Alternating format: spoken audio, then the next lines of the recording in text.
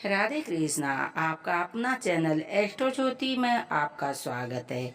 आइए जानते हैं कि आषाढ़ माह में योगिनी एकादशी का शुभ मुहूर्त, पूजा विधि, पारण का समय और व्रत कथा। हिंदू धर्म में एकादशी तिथि को बेहद शुभ माना जाता है। इस दिन सृष्टि के संचालक भगवान विष्णु की पूजा करने का विधान है।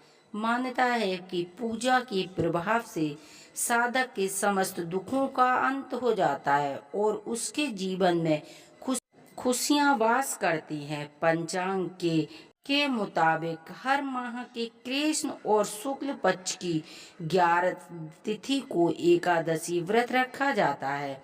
इस दौरान सभी तिथियों में आषाढ़ माह के कृष्ण पक्ष की एकादशी तिथि अधिक महत्व माना जाता है, क्योंकि इस दिन योगिनी एकादशी व्रत रखा जाता है। मान्यता है कि योगिनी एकादशी का व्रत 88,000 ब्राह्मणों को भोजन कराने के समान फल मिलता है। इसके अलावा मृत्यु के बाद भगवान विष्णु के चरणों में साधक को स्थान मिलता है। ऐसे में आइए जानते हैं कि इस साल ये व्रत कब रखा जाएगा। पंचांग के मुताबिक इस साल आषाढ़ माह के कृष्ण पक्ष की एकादशी तिथि 21 जून 2025 को सुबह 7:18 पर शुरू होगी। तिथि का समापन 22 जून सुबह 4:27 पर होगा।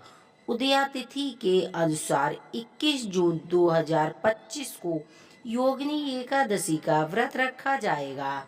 वहीं पर जानते हैं कि योगिनी एकादशी पूजा विधि। योगिनी एकादशी के दिन सुबह स्नान के बाद भगवान विष्णु और माता लक्ष्मी की विधिवत पूजा करें।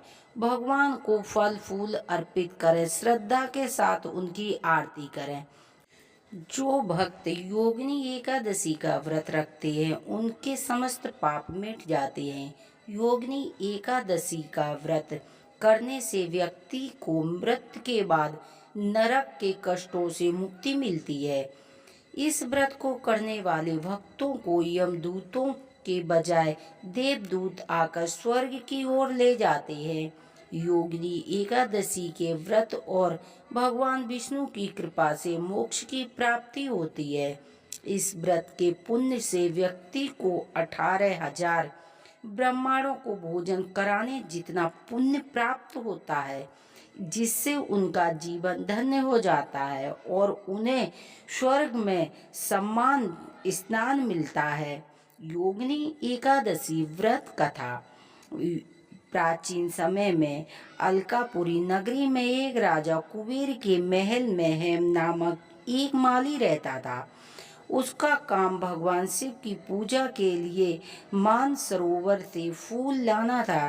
एक दिन अपनी पत्नी के साथ समय बिताने के कारण वह देर से फूल लेकर दरबार में पहुंचा। इससे क्रोधित होकर राजा कुबेर ने उसे कोढ़ रोग का श्राप दे दिया। श्राप के कारण हेममाली भटकने लगा और एक दिन मार्कंडेय ऋषि ने आश्रम पहुंचा। ऋषि ने अपनी दिव्य दृष्टि से हेम की स्थिति का कारण समझ लिया और उसे योगिनी एकादशी व्रत करने की सलाह दी। इस व्रत के प्रभाव से हेम का कोढ़ ठीक हो गया और वह उसे मोक्ष की प्राप्ति हुई। वहीं पर जानते हैं कि योगिनी एकादशी व्रत का पारण किस समय किया जाएगा। व्रत का पारण द्वादशी तिथि में करना चाहिए। दोपहर 1:47 से लेकर शाम 4:35 तक किया जाएगा। यदि हमारी जानकारी आपको पसंद आती तो प्लीज़ चैनल सब्सक्राइब करें, वीडियो को लाइक करें। हर हर महादेव।